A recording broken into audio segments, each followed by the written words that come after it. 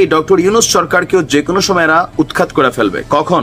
যখন আওয়ামী লীগের রাজনৈতিক ইস্যুতে সরকার কোন রকম ভূমিকা রাখবে না। গেল কয়েকদিন আগে সার্জিস একটি স্ট্যাটাস শেয়ার করেছিল, সেখানে একটা অংশে লেখা ছিল কোন বিদেশি রাষ্ট্র অথবা কোনো বিদেশি প্রভুর মদদে আপনি ক্ষমতায় বসান নাই, আপনাকে বসাইছে জনগণ, উল্টাপাল্টা হলে আপনাকেও বিদায় করতে এই ছাত্র জনতার নাকি সময় লাগবে না।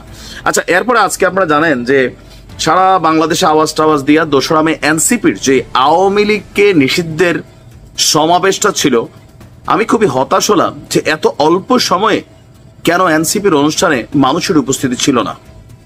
খুব বেশি মানুষ ছিল না, বড়জোর 2-4-5 হাজার হয়েছে কিনা এটাই সন্দেহ। এর মধ্যে আবার কালের কণ্ঠের সাংবাদিকরা গিয়ে আরেক প্যাচ লাগাইছে। কোনটা? অনেক মহিলাদেরকে জিজ্ঞেস করে কেন আসছেন, খালেদা জিয়া আসছি।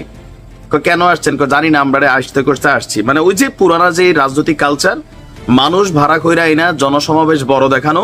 এখন তো জামাতার সাপোর্ট দিচ্ছে না, বিএনপি সাপোর্ট দিচ্ছে না, তো সারা বাংলাদেশে এনসিপি কোন লেভেলে আছে এটার একটা বহিঃপ্রকাশ আজকে আমরা দেখিয়ে ফেললাম। তারপরে টুকিটাকি মানুষ হয়েছে, বাট সেখান থেকে ডক্টর মোহাম্মদ ইউনূসকে কঠোর বার্তা দেওয়া হয়েছে। ওনার নিয়োগকর্তারাই বলছে যে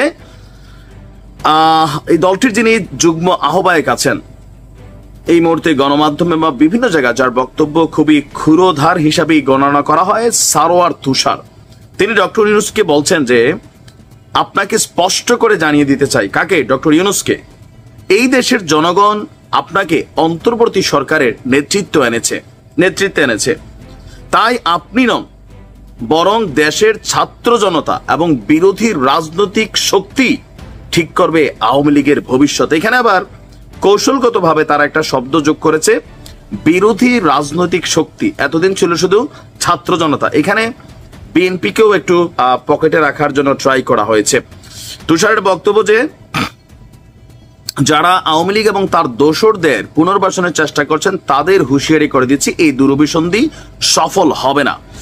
এদেশের রাজপথ এনসিপি ছাত্র জনতা 2024 অভ্যুত্থানের দখলে থাকবে। আওয়ামী লীগকে যদি রাজনীতিতে ফিরিয়ে আনতে হয় তাহলে সেটা হবে আমাদের লাশের উপর দিয়ে। যতদিন এনসিপি আছে ততদিন এই খনিচক্রের জন্য কোনো রাজনীতি থাকবে না। আচ্ছা, এই বক্তব্যগুলো কেন আসলো? যখন ডক্টর মোহাম্মদ ইউনূস বললেন যে আওয়ামী লীগ নির্বাচনে আসবে কিনা এই সিদ্ধান্ত আগে আওয়ামী লীগকে নিতে হবে, তার মানে সরকারের পক্ষ থেকে কোনো বাধা নেই, রাজনৈতিকভাবে তার আওয়ামী লীগ নির্বাচনে আসুক, ঘুরে পেঁচে অনেকে চাচ্ছে আবার অনেকে চাচ্ছে না, কিন্তু আওয়ামী লীগকে নিষিদ্ধের যে সিদ্ধান্তটা বা সিস্টেমটা এটাতে কেউ হাত দিচ্ছেন। আবার অনেকে বলছেন যে নাহিদ আপনি তো ক্ষমতায় ছিলেন, তো আপনি যতদিন সরকারে ছিলেন কি করছেন বৈশা, মানে কোন তথ্য মন্ত্রণালয় থেকে কি করছেন, আপনার ভূমিকাটা কি ছিল বা আপনার বন্ধুরা কি করছে? আবার সার্জিস হাসনাতকে কেউ কেউ বলছে আপনারা তো আওয়ামী লীগ নিষিদ্ধের রিটটা করছিলেন, কইরা 24 ঘন্টার মধ্যে আবার রিট তুলে নিলেন কেন ভাই? আপনারা এখন গলা ছিঁড়ে ফেলতেছেন ডক্টর মোহাম্মদ ইউনূসকে দিয়েই এই কাজটা করানোর জন্য। তো উনি এটা কিভাবে করবে? এটা আইন আদালতের বিষয়, এটা এতটা সোজা না, বাট বিষয়টা অনেক জটিলতর একটা প্রক্রিয়া, যার কারণে হয়তোবা আপনি আসিফ নজরুল ইসলাম দেখেন, ডক্টর মোহাম্মদ ইউনূস দেখেন, সবার কথাবার্তা একই অবস্থায় যে আওয়ামী লীগকে সিদ্ধান্ত নিতে হবে। এখন ডক্টর মোহাম্মদ ইউনূসের জন্য খুবই খারাপ সময় আবার আসতেও পারে, মান সম্মান আল্লাহর হাতে, যে নমুনা বক্তব্যের আওয়াজ সিস্টেম, কখন যে আবার ডক্টর ইউনূসের বিরুদ্ধে মাঠে নেমে যায় এরা, সেটাও একটা বিষয়। এই কথাগুলো আস্তে আস্তে নানানভাবে ডক্টর ইউনূসের নিয়োগকর্তা যারা, এ দেশের জনগণ না, ওনার নিয়োগকর্তা হচ্ছেন ছাত্রদের মধ্যে কয়েকজন, তিনি বারবার বিশ্বমঞ্চে জানান দিচ্ছিলেন, কিন্তু সেই ছাত্ররাই নানানভাবে ওনাকে কথা বলছে। এগুলো আবার সমন্বয়করা বা এনসিপির বড় বড় নেতারা এতদিন শেয়ার করলেও আজকে প্রথমবারের মতন খোলামেলা বক্তব্য দিয়ে বসছে। তো এদের কথাবার্তাগুলোর যে সিস্টেম, তাহলে এই ইউনূস সরকারের আমলে কোন রকম কমে নাই, কিন্তু এটা চলমান আছে। অদৃশ্য কারণে ডক্টর ইউনূস এবং ওনার যে সরকারের নেতা ফেতারা আছেন ওনারা কিন্তু এগুলা নিয়ে বিরল, ভারতকে কোন রকম বক্তব্য দেওয়া থেকে দূরে মানে শুরু করে কোনো কিছুই করছেন, এগুলো নিয়ে আপনারাও এখন আর কথা বলেন না পলিটিক্যাল কারণে হয়তো বা। যাই হোক, আমরা কথা বলি না বলি, সরকার অ্যাকশন নেক না নেক, যার যায় সে কিন্তু অ্যাকশনে চলে যায়। দর্শক, ঘটনার প্রেক্ষাপট হচ্ছে দিনাজপুরের বিরলে সীমান্ত থেকে 2 বাংলাদেশি কৃষককে ধরে নিয়ে গেছে ভারতের সীমান্তরক্ষী বাহিনী বিএসএফ। আর এই ঘটনার জেরে দুই ভারতীয় নাগরিককে ধরে এনে আটকে রেখেছে বিক্ষুব্ধ গ্রামবাসী। দর্শক, আজকে দুপুরে বিরল উপজেলার ধর্ম জৈন সীমান্ত এলাকায় এই ঘটনাটি ঘটে। শেষ খবর পাওয়া পর্যন্ত দুই দেশের নাগরিক বিনিময়ে পতাকা বৈঠকের প্রস্তুতি চলছে। যদি দুইটারে আমরা না আটকাইতাম, কোনো বৈঠক টৈঠক নাই, গুলি টুলি করে সীমান্তের কাছে ফালাই দিত, লাশটাও বাংলাদেশের মানুষ খুঁজে পাইতো কিনা সন্দেহ আছে। স্থানীয় সূত্র বলছে, বিরলের ধর্মপুর ইউনিয়নের ধর্মজৈন সীমান্তে ধান কাটছিলেন মাসুদ এবং এনামুল নামের দুই কৃষক। দুপুর 12টার দিকে 320 মেইন পিলারের সাব পিলার 9 এবং 10-এর মাঝামাঝি থেকে তাদেরকে জোরপূর্বক ধরে নিয়ে যায় বিএসএফ।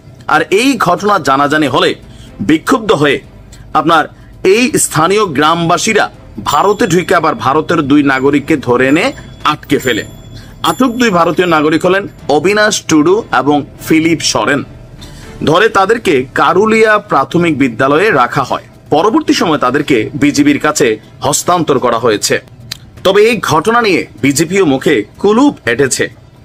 সবশেষ খবর হচ্ছে, দুই দেশের নাগরিকদের বিনিময়ে বিজিবি এবং বিএসএফ এর মধ্যে পতাকা বৈঠকের প্রস্তুতি চলছে। ধর্মপুর ইউনিয়নের চেয়ারম্যান তিনি বলছেন যে দুপুরে সীমান্ত থেকে দুজনকে বিএসএফ ধরে নিয়ে যায়, পরে গ্রামবাসী দুজন ভারতীয়কে ধরে নিয়ে আসে। আর ক্যাম্পের যিনি নায়ক আছেন সুবেদার, তিনি বলছেন সীমান্তে ধান কাটার সময় এই ঘটনা ঘটে, পরে বাঙালিরা অ্যাটাক করে। আমরা আলোচনা করছি, বাংলাদেশের সীমান্তে অ্যাকশন কিন্তু শুরু হয়ে গেছে। অতীতের মতন আগে কিন্তু এগুলো ঘটতো, আমরা হয়তো জানতাম না। তবে আমার কাছে এখনো আশ্চর্য লাগে, ডক্টর মোহাম্মদ ইউনূস মুখে মুখে যতটা ভারতের ইস্যুতে কথাবার্তা বইলা জনগণরে মানে কি বলা হচ্ছে প্রফুল্ল রাখেন, উৎফুল্ল রাখেন, আমাদের পররাষ্ট্র উপদেষ্টা বিভিন্ন বক্তব্য দিয়ে মাঠটা গরম করেন, কিন্তু কার্যত গেল 8 মাসে সীমান্তে কয়জন হত্যা হয়েছে, এটার প্রতিবাদ হিসেবে সরকার কোন জিনিসটা করেছে ভারতের কাছে? প্রত্যেকবারই মনে হয় যে নত জানু পররাষ্ট্র নীতিতে আটকে আছে। তবে আপনারা অ্যাকশন নেন না নেন, জনগণ অ্যাকশন নেবে। প্রয়োজনে সীমান্তে টিমান্তে আমরা মেশিনারিজ কিনা দিব। ভালো থাকুন। তিতা মেয়েটা বোঝে না, তিতা মেয়েটা বোঝে না, পাগলারে জিলাপি দিও না। একসাথে, ও পাগলা, তিতা মেয়েটা বোঝে না, পাগলারে জিলাপি দিও না। আচ্ছা, গানটার একটু ডিজে টিজে করে পাঠাইন তো, মাঝে মাঝে কাজে লাগে যখন এরকম খবর টবর দেখি।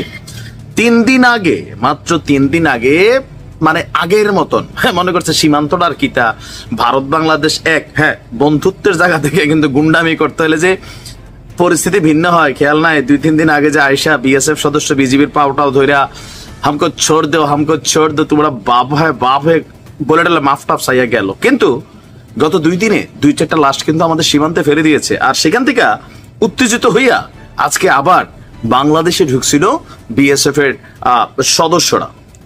বাংলাদেশের 2 কৃষককে ধরে নিয়ে গেছে। তা আমরা কি বসে বসে আঙ্গুল চুষবো? না, এখন আস্তে আস্তে বাংলাদেশের মানুষ সচেতন হইতে শুরু করছে। সাহসের জায়গাটা পরিণত হয়েছে আপনার ভিন্ন একটা ধাঁচে আইসা। আমাদের 2টা নিছো, তোমাদের 2টা। তোমরা বিএসএফ দিয়ে এসে ধরে নিয়ে গেছো, আমরা এমনি খাবলা দিয়ে না পুরাই লেছি বাক্সের ভিতরে।